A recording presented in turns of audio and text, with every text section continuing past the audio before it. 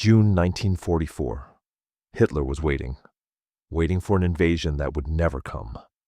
Across the English Channel, an army was preparing for war. Thousands of soldiers, hundreds of tanks, entire divisions ready to strike. There was only one problem. None of it was real. This was Operation Fortitude, the greatest military deception in history, and it fooled Adolf Hitler himself. By 1944, the Allies were preparing for D-Day, the invasion of Nazi-occupied Europe. But there was a problem. If Hitler discovered where the invasion would land, the Germans could concentrate their forces and crush the attack before it even began. The Allies needed Hitler looking in the wrong direction. So they came up with a plan so outrageous it sounded impossible. They would create an entire army that didn't exist. In southeast England, fake military camps began to appear. From the air, everything looked real. Rows of tanks, massive military vehicles, artillery positions, supply depots. But if you walked closer, you would discover the truth. The tanks were inflatable. The trucks were made of wood and canvas. Many of the vehicles could be lifted by only a few men, yet from German reconnaissance aircraft flying thousands of feet above, the illusion was perfect. But the deception didn't stop there.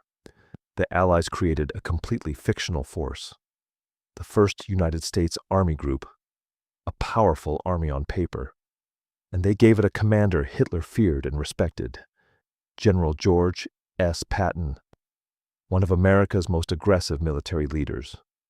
German intelligence believed Patton would lead the main invasion, so when they saw reports placing him in southeast England, they became convinced. The real invasion, they believed, would strike at Pas-de-Calais, the shortest route across the English Channel, exactly where the Allies wanted them looking. Then came the most dangerous part of the operation. Double agents, spies who secretly worked for the Allies while feeding information to Germany. They carefully leaked details about troop movements, equipment, and invasion plans. Everything pointed toward Pas-de-Calais. Every report reinforced the same lie, and Germany believed it. Piece by piece, report by report, the trap was closing. Then, on June 6, 1944, D-Day arrived. But the invasion didn't land at Pas-de-Calais. It landed in Normandy. Even then, Hitler refused to believe it was the main attack. He was convinced the real invasion was still coming.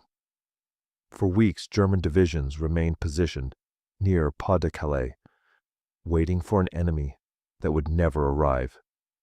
Exactly as Operation Fortitude intended, the fake army never fought a battle. It never fired a shot. It never existed. Yet it helped change the course of World War II. By convincing Hitler to defend the wrong place, Operation Fortitude gave the Allies the advantage they desperately needed.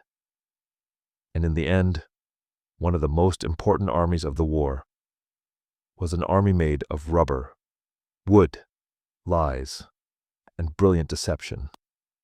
Sometimes the most powerful weapon in war isn't a gun. It's making your enemy believe a story.